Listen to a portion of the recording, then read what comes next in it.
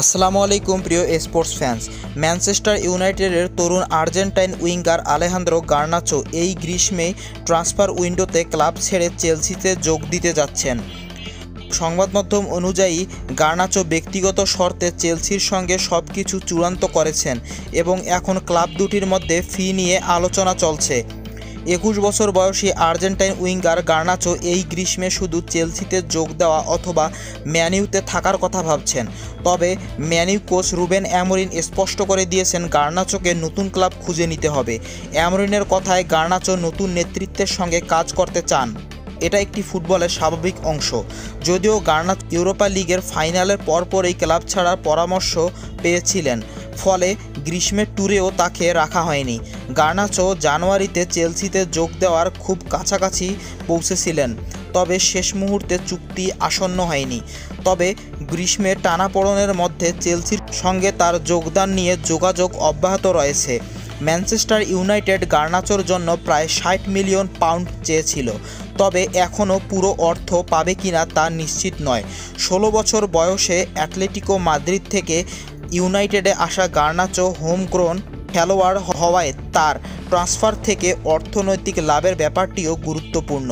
2020 সালে Atletico মাদ্রিদে academy থেকে ইউনাইটেডে যোগ দেওয়া গার্নাচো এখন পর্যন্ত 144টি ম্যাচে 26টি গোল করেছে ম্যান ইউনাইটেডের জার্সিতে। আবার এদিকে বার্সার 50 মিলিয়নের ডিফেন্ডারের দিকে নজর করছে চেলসি। লেভি কলিউলের গুরুত্বপূর্ণ ইনজুরি চেলসির মৌসুম শুরুর আগেই বড় ধাক্কা হিসেবে দেখা দিয়েছে। মাত্র 22 বছর বয়সেই দলের অন্যতম ভরসায় সেন্টার ব্যাক হয়ে উঠেছিলেন এই ইংলিশ ডিফেন্ডার। তবে দীর্ঘমেয়াদী ইনজুরির কারণে তার মৌসুম কার্যত শেষ হয়ে যেতে পারে। মিডিয়ার খবর অনুযায়ী চেলসি আপাতত নতুন সেন্টার ব্যাক সই করানোর তাড়াহুড়া দেখা যাচ্ছে না, তবে ধারণা করা হচ্ছে এটি কেবল তাদের প্রকাশ্য অবস্থান, যাতে সম্ভাব্য কোনো চুক্তিতে দর কষাকষির সুবিধা হারিয়ে না ফেলে। এরই মধ্যে গ্রীষ্মকাল জুড়ে মার্ক গুহি, মারিও গিলার মতে একাধিক ডিফেন্ডারের সঙ্গে ক্লাবটির নাম জড়িয়েছে।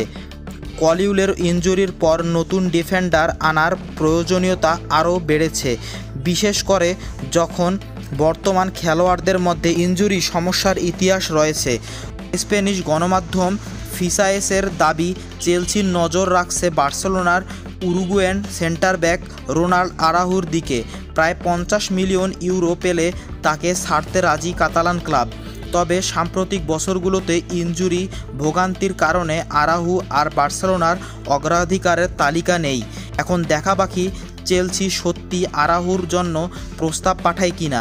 তবে তাহলে ঝুঁকি থেকেই যাবে, কারণ তারা আবারও ইনজুরি প্রবণ এক ডিফেন্ডারকে দলে টানতে যাচ্ছেন।